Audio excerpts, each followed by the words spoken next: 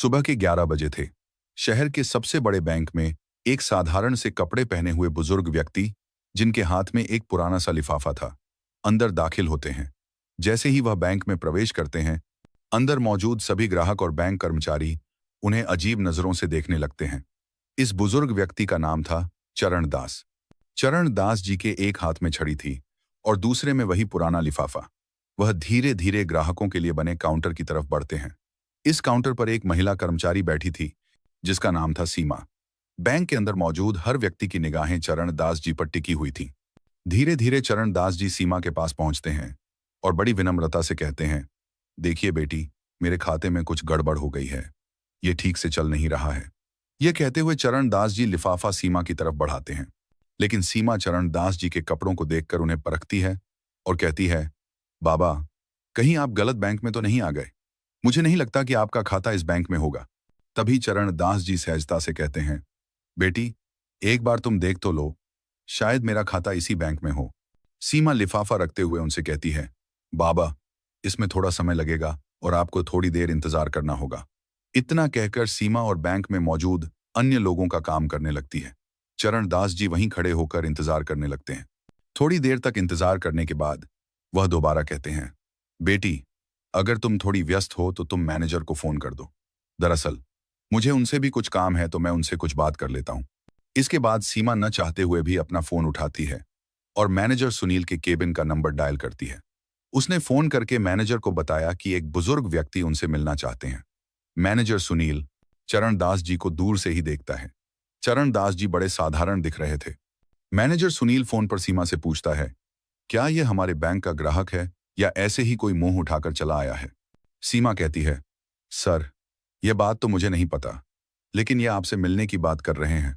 तब मैनेजर सुनील कहता है, ऐसे लोगों के लिए मेरे पास समय नहीं है।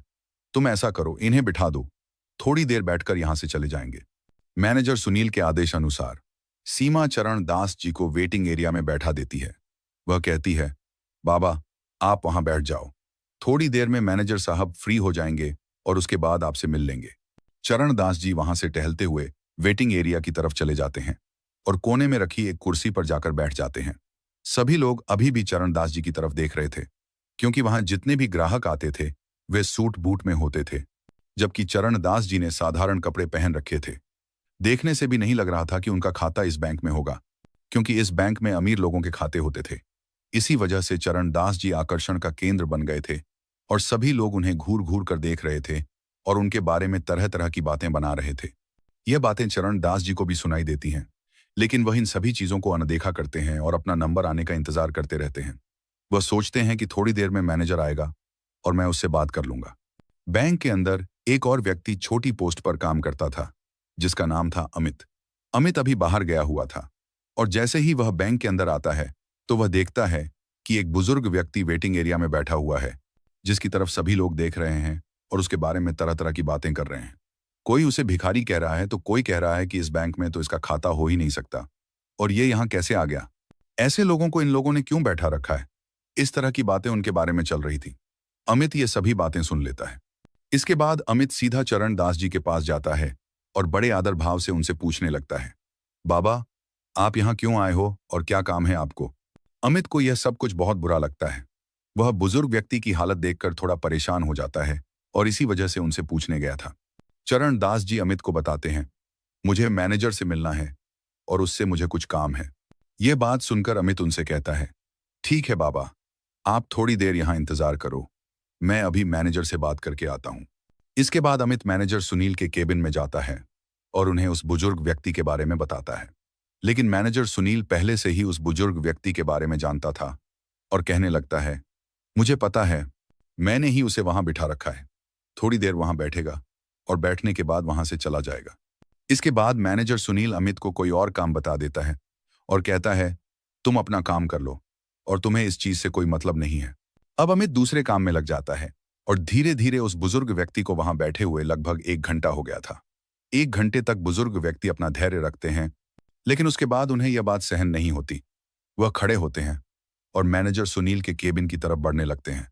जैसे ही वह मैनेजर सुनील के केबिन की तरफ बढ़ते हैं, मैनेजर देखता है कि वह बुजुर्ग व्यक्ति उसके पास ही आ रहा है, तो वह फौरन अपने केबिन से बाहर निकलता है और उस बुजुर्ग व्यक्ति के सामने खड़ा हो जाता है और अकड़ते हुए पूछने लगता है, हाँ बाबा, बताइए आपको क्या काम है। चरणदास जी अपना लिफाफा आगे बढ़ाते हुए कहने लगते हैं, बेटा, ये देखो, मेरे बैंक अकाउंट की डिटेल इसके अंदर है और मेरे बैंक अकाउंट से कोई भी लेन देन नहीं हो पा रही है। आप देखकर ये बताइए कि इसमें क्या दिक्कत है। अब इस बात को सुनकर मैनेजर सुनील थोड़ी देर तक सोच विचार करता है और कहता है, बाबा, जब किसी बैंक अकाउंट में पैसे नहीं रहते तो ऐसा ही हो जाता है। मेरे ख्याल से आपने भी अपने अकाउंट में पैसे जमा नहीं करवाए होंगे और इसी वजह से आपके अकाउंट की लेन देन रोक दी गई है।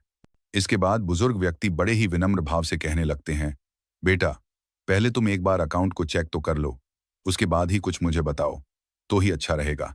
इस तरह से तुम कैसे बता सकते हो। तो मैनेजर सुनील हंसने लगता है और हंसते हुए कहता है, बाबा, ये सालों का अनुभव है और सालों से मैंने यही काम किया है। आप जैसे लोगों की शक्ल को देखकर मैं बता देता हूं कि कौन व्यक्ति किस तरह का है, किसने अपने अकाउंट में कितना पैसा जमा किया होगा। तो आपके अकाउंट में तो मुझे कुछ भी दिखाई नहीं दे रहा और मैं चाहता हूं कि अब आप यहां से चले जाओ।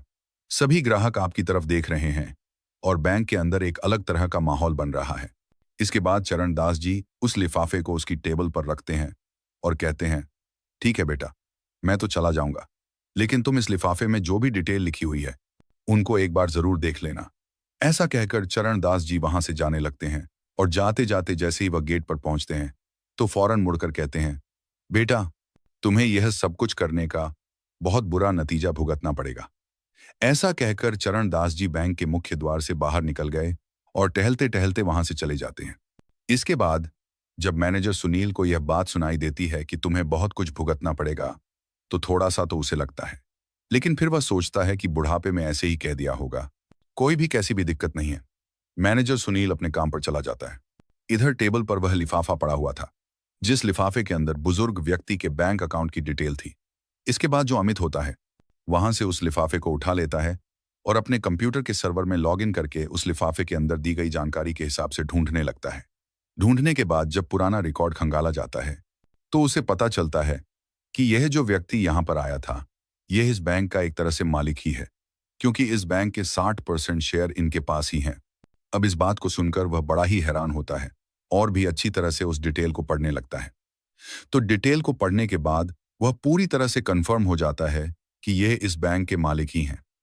इसके बाद अमित उस रिपोर्ट की कॉपी निकालता है और कॉपी निकालकर बैंक मैनेजर सुनील के पास जाने लगता है। बैंक मैनेजर सुनील अपने केबिन में किसी अमीर ग्राहक से बात कर रहे थे और उन्हें तरह तरह की स्कीमें बता रहे थे।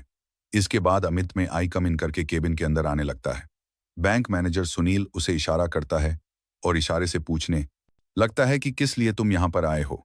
उसके बाद जो अमित होता है वह इशारों से ही बता देता है कि यह एक रिपोर्ट है जो उस व्यक्ति की है जो वहां पर आया था और आपने उसे ऐसे ही यहां से भेज दिया। आप एक बार इस पर नजर डाल लेंगे तो अच्छा रहेगा। ऐसा कहकर अमित ने वह रिपोर्ट मैनेजर साहब की टेबल पर रख दी थी। लेकिन तभी जो मैनेजर साहब होते हैं अपने उस ग्राहक से थोड़ी देर के लिए एक्सक्यूज लेते हैं और कहते हैं, देखो भाई अमित, हमारे पास ऐसे वैसे लोगों के लिए समय नहीं है। इसके बाद अमित बड़े आदर भाव से मैनेजर साहब से कहने लगता है, अगर आप इसको एक बार देख लें तो बड़ा ही अच्छा रहेगा। लेकिन जो मैनेजर सुनील है वह उस रिपोर्ट को आगे की तरफ सरकाते हुए कहता है, मुझे इसको नहीं देखना और मुझे ऐसे ग्राहकों में कोई भी दिलचस्पी नहीं है। ऐसा कहकर उसने रिपोर्ट को अमित की तरफ बढ़ा दिया था और अमित उस रिपोर्ट को वहां से लेकर अपने काम में लग जाता है। बैंक के अंदर का माहौल अब शांत हो गया था। सभी लोग अपने काम में लग गए थे और धीरे धीरे शाम हो जाती है। चरणदास जी की वापसी। दूसरे दिन उसी समय पर जिस समय पर चरणदास जी आए थे उसी समय पर फिर से आते हैं, लेकिन आज उनके साथ एक सूट बूट वाला व्यक्ति था जिसके हाथ में एक ब्रीफकेस भी था। अंदर आने के बाद वहां पर सभी लोगों का ध्यान अपनी तरफ खींचते हैं। इसके बाद वह मैनेजर सुनील को अपनी तरफ आने का इशारा करते हैं तो मैनेजर भी डरते हुए अपने केबिन से निकलकर चरणदास जी के सामने आकर खड़ा हो जाता है। तभी चरणदास जी मैनेजर सुनील से कहते हैं, मैनेजर साहब, मैंने आपसे कहा था ना कि यह बात आपको बहुत भारी पड़ेगी। आपने जो कुछ भी कल मेरे साथ किया था वह बिल्कुल भी बर्दाश्त के लायक नहीं है, तो अब आप अपनी सजा भुगतने के लिए तैयार हो जाइए। इस बात को सुनकर मैनेजर सुनील थोड़ा सा बौखला जाता है, लेकिन फिर वह सोचता है कि क्या सजा मुझे दे सकते हैं, भला मेरे साथ क्या कर सकते हैं। उसके बाद चरणदास जी कहते हैं, तुम्हें मैनेजर के पद से हटाया जा रहा है और तुम्हारी जगह इस बैंक में काम करने वाले अमित को मैनेजर बनाया जा रहा है। और तुम्हें फील्ड का काम देखना होगा। इस बात को सुनकर मैनेजर सुनील थोड़ा सा बौखला जाता है और वह कहने लगता है, आप होते कौन हो मुझे इस तरह से हटाने वाले?